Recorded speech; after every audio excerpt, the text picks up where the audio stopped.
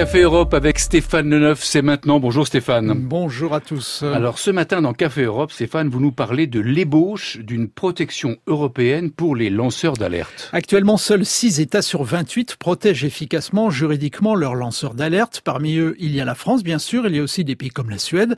Ce sont des protections nationales, donc qui ne sont pas homogènes et qui ne sont que très fragmentées. On se souvient que les lanceurs d'alerte de LuxLeaks ont été condamnés à de la prison avec sursis et à des amendes. Et bien souvent, ces lanceurs d'alerte se retrouvent dans des situations de fragilité très compliquées. C'est pour cette raison que cette semaine, les parlementaires européens ont voté un texte qui propose une véritable protection européenne pour les lanceurs d'alerte. Ce texte établit une définition très large pour protéger les lanceurs qui va de la fiscalité à la lutte contre la corruption en passant par l'environnement.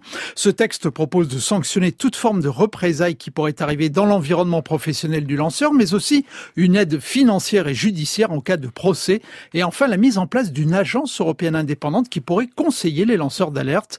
La députée Virginie Rozière est l'auteur de ce rapport. Dans le cadre de la relation professionnelle, c'est indiqué que les représailles sont interdites. Toute forme de représailles, de sanctions liées à l'alerte est interdite. Dans le cas où de telles actions ont lieu, les pénaliser, les sanctionner, imposer la réparation du préjudice. Et puis, dans un second temps, c'est aussi, pour ce qui relève des procédures judiciaires, apporter une assistance judiciaire au lanceur d'alerte. S'il en a le besoin, à lui apporter une assistance financière, parce qu'on a vu dans certains cas que ce sont des personnes qui traversent des procédures judiciaires extrêmement longues, extrêmement coûteuses, qui en viennent à perdre leur emploi, leurs ressources. Et donc, en cas de détresse financière, pouvoir apporter cette aide financière.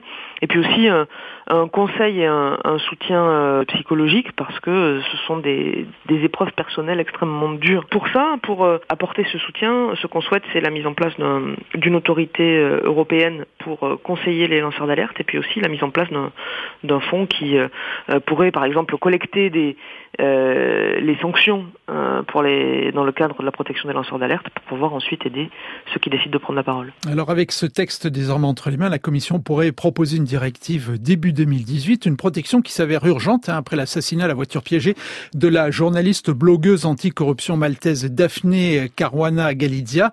La journaliste de 53 ans, souvent qualifiée de Wikileaks, elle toute seule avait révélé plusieurs scandales à Malte. Elle s'était attaquée avec virulence à des proches du Premier ministre. Cette semaine, le président du Parlement européen, Antonio Tajani, a demandé une enquête internationale pour élucider cet assassinat. La journaliste blogueuse maltaise a été tuée le 16 octobre dernier. Stéphane Leneuf, la directive travailleurs détachés, le dossier se poursuit. Oui, les négociations communes sur cette réforme entre les 28 pays de l'Union, la Commission et les eurodéputés vont débuter en novembre. C'est ce qu'on appelle un trilogue en jargon européen.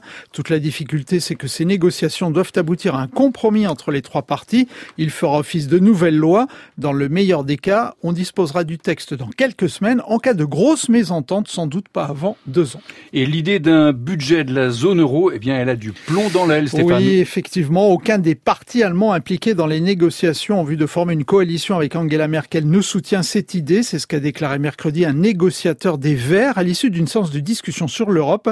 Cette idée, on s'en souvient, a été lancée par Emmanuel Macron lors de son grand discours sur l'Europe à la Sorbonne. Le chiffre du jour, Stéphane. 2,7 milliards d'euros attendus pour le programme Erasmus+ en 2018. C'est le montant de la Commission européenne devrait investir pour soutenir les projets éducatifs qui permettent aux jeunes d'étudier à l'étranger. Un rappel, cette année, en fait, les 30 ans du programme Erasmus. C'était Café Europe avec Stéphane Leneuf.